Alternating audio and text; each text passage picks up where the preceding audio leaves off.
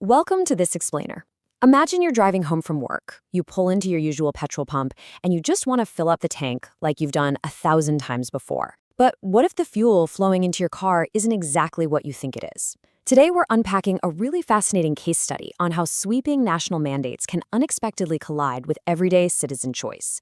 We are going to explore how a massive shift in what powers our vehicles is reshaping not just our engines, but the very way we debate public policy itself. So let's dive right into this. We're looking at how a well-intentioned push for ethanol-blended petrol caused some massive real-world friction. Most of us certainly don't wake up determined to debate national energy policy over our morning coffee, right?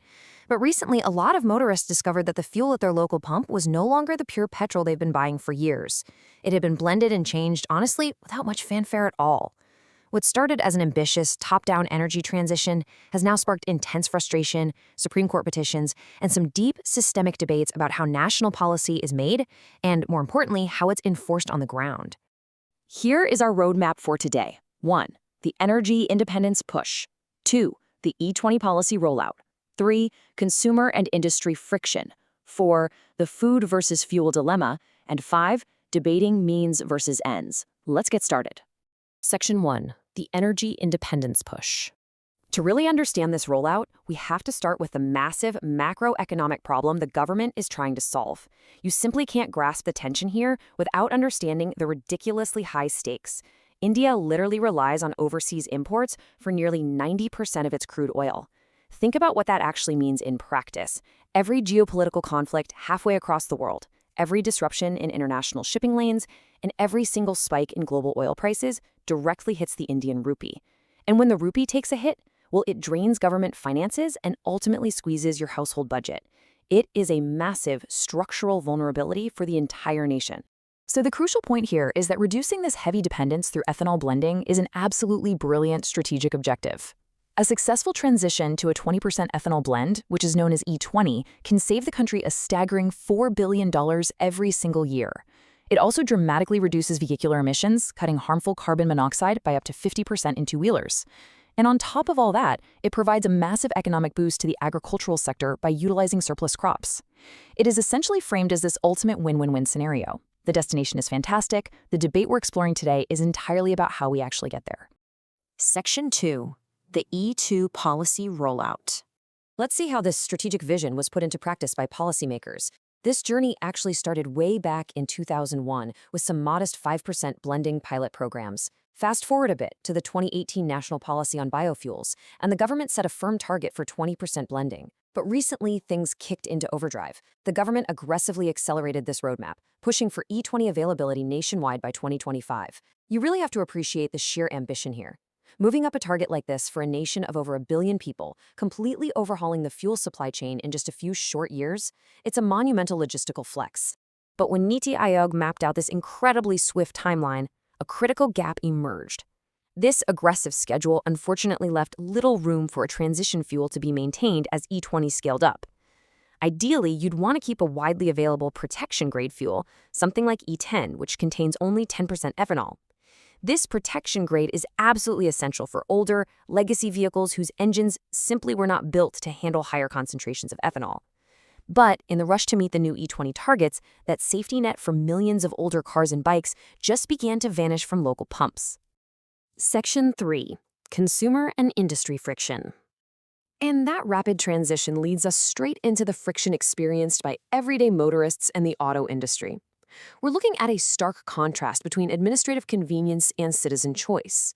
For the government, stocking multiple base fuels nationwide multiplies costs. It requires more storage tanks, and it massively complicates quality control across tens of thousands of retail outlets. It's an administrative nightmare for sure. But down on the ground, consumers were suddenly completely deprived of choice. They were basically forced to buy a fuel that posed real, documented risks to their existing vehicles, simply because the logistics of offering a safer alternative were deemed just a bit too complex. These complications are highly practical and, frankly, incredibly frustrating.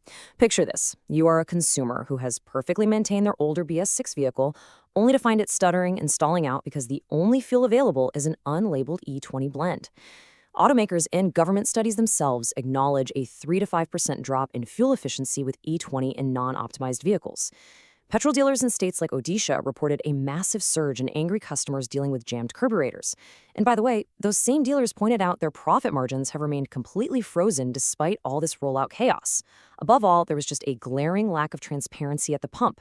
Citizens simply didn't know what blend they were putting into their tanks, directly hitting their wallets and their peace of mind. So, when consumers started taking to social media and news outlets to complain about dropping mileage and engine damage, the official response was, well, it was quite telling. Road Transport Minister Nitin Gadkari stated, "You and I can't check the mileage. A car's mileage can only be checked using a company-authorized dealer's machine." This kind of highlights a somewhat paternalistic approach to policy execution. Instead of directly addressing the very real mechanical issues motorists were facing, ground-level consumer feedback was met with skepticism. It kind of implied that everyday drivers simply don't have the capacity to understand their own vehicles. All of this widespread frustration ultimately culminated in a public interest litigation filed in the Supreme Court. Now, this petition is fascinating because it explicitly does not challenge the ethanol blending policy itself. The grand goal of energy independence remains completely unquestioned. The petition simply demands basic fundamental transparency. It asks the court to mandate the display of ethanol content at all pumps, publish a vehicle compatibility database, and protect consumers from having their warranties voided just because they had no alternative fuel choice. It's a powerful reminder that citizens just want to be informed participants in a national transition rather than blind subjects of a sweeping mandate. Section 4. The food versus fuel dilemma. But the friction isn't just happening under the hood of our cars. There is an unexpected secondary effect rippling through the entire economy. It's like a giant puzzle. The Economic Survey for 2025-26 flagged a really serious chain reaction. To boost ethanol production, high guaranteed prices were set for maize. Naturally, farmers reacted to these strong financial incentives, and they started shifting their agricultural lands away from essential pulses and oilseeds to grow maize instead. Well, this sudden shift caused severe shortages for the poultry and cattle feed industries, which rely heavily on maize. And when cattle and poultry feed faces shortages, it eventually means the price of milk, eggs, and chicken goes up at your local grocery store. It directly connects the fuel pump to the dinner table. The Economic Survey calls this an emerging tension between energy self-reliance and food self-reliance. This is a classic economic paradox known as the food versus fuel dilemma. It proves that real-world policy critique isn't just about complaining over a stuttering engine, it is grounded in complex data. It acknowledges that solving one massive national problem, like cutting our reliance on foreign energy imports, can accidentally create food price volatility if it's not incredibly carefully calibrated. It just highlights how difficult a balancing act this transition is for policymakers. Section 5. Debating means versus ends. And that brings us to the core of how public policy debates are framed and how we actually talk about these transitions as a society. When faced with growing friction and pushback over the E20 rollout, the government's instinct was to aggressively defend the core objective.